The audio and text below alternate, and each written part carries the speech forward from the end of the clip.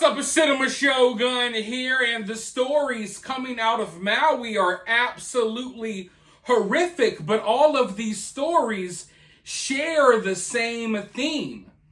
And that theme is that everyone in positions of power that were supposed to help these people made decisions that made this situation even worse. They weren't working to help these people. It's almost as if they were working against these people.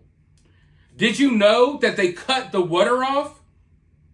People in this area were fighting the fires themselves. They were dousing their houses in water, putting out little rogue fires that were sparked by embers, and they cut the water off purposely. They purposely cut the water off and would not let them use it, which made the situation way worse than what it had to be. But that's not all. People are continuing to come forward, and everyone is saying the same thing, that they were blocked.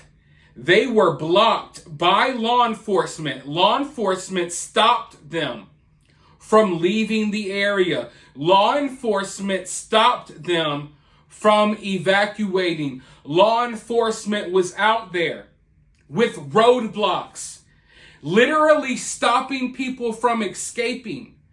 And they were redirecting people, hurting people. It's almost as if they were herding people into the flames. Now, I'm not here to say that all of these officers knew what they were doing. I know a lot of them have been questioning what has been going on, and they're just trying to follow orders.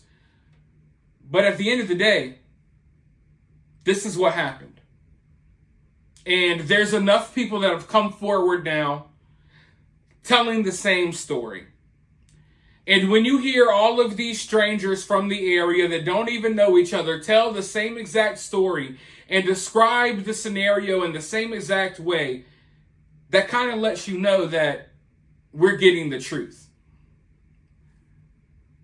It seems as if all of the systems they had in place to prevent something like this from happening, they did not use them. The warning sirens, they chose to not sound the alarm. The Maui emergency chief says he does not regret not sounding the alarm, but now he resigned. He resigned because he could not handle the pressure. And make no mistake about it, sounding that alarm would have saved a lot of lives, but they're lying about it. They're claiming we don't use these alarms for fires, even though on the website it says that it can be used for a wildfire. But I want you all to hear from this guy that was talking earlier today about what he went through trying to escape the area. Police blocked off the whole entire area and would not let no one leave. They wouldn't let anyone leave. He tried to leave in multiple ways and was stopped every way. And they basically redirected him to Front Street. And the only reason he escaped is because he didn't listen.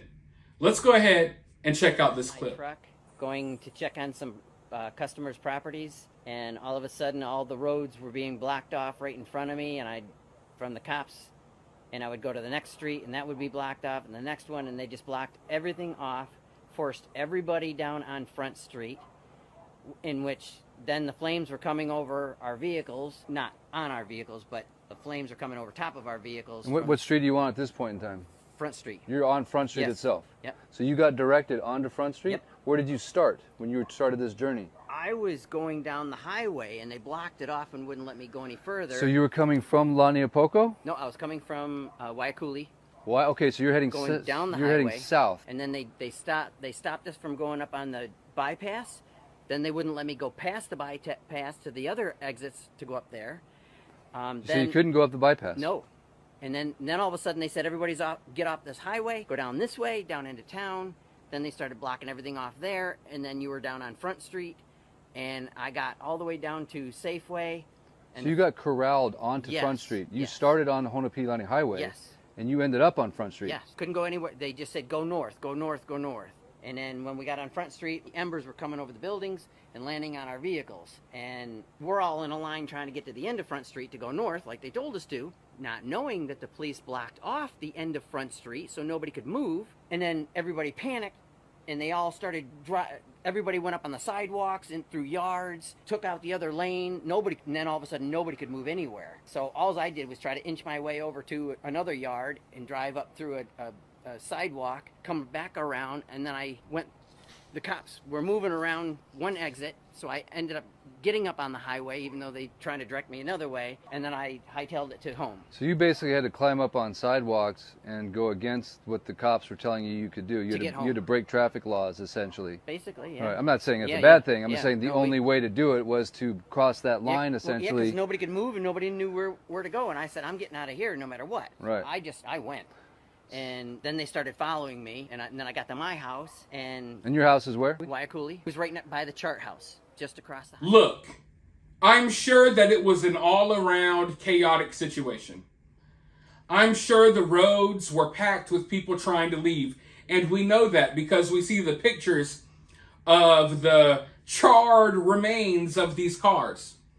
So I'm sure there was a lot of traffic. I'm sure there was a lot of panicking, people trying to get out of there. But the reality is, folks, from the looks of it, a lot of these people could have escaped. These people could have simply just driven out of harm's way. But the people who were supposed to help these people were stopping them. Imagine seeing flames engulf your entire town. Everything's on fire. You're escaping the flames. You're thinking that you and your family, you're going to get away. And you see the police in the distance. You think, oh, thank God, help. Help has arrived. And then you get closer and closer and realize that these police are blocking the road with their vehicles. And suddenly you realize, wait, these people aren't helping. These people are containing us within this disaster zone. But that's what happened. These people were basically put in an oven. Oh, you can't drive this way. You can't drive this way. You can't drive this way. You need to turn around and drive back into the fire.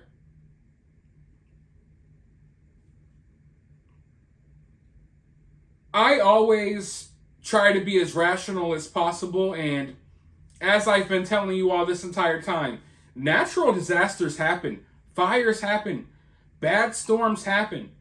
There's not always a conspiracy behind them. But it just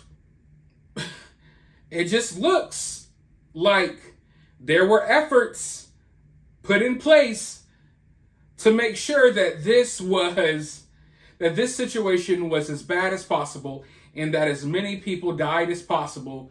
And I hate saying that, but it's like you turned the water off.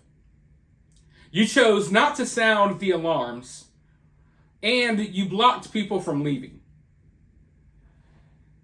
Now, if there's a situation like this, I would suggest, I guess maybe I shouldn't say that, but I wouldn't listen. Let's put it that way. This guy that we just watched, if he didn't break the rules and the laws by driving the wrong way and driving on sidewalks and stuff, he would probably be dead. That's the reality of the situation.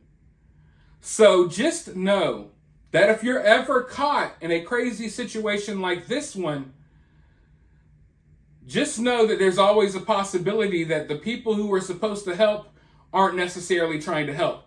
That won't always be the case. But sometimes you just gotta use your noggin. If you're being blocked from escaping a fire, I mean, there's no logic to that. You better try to get the hell out of there in any way possible.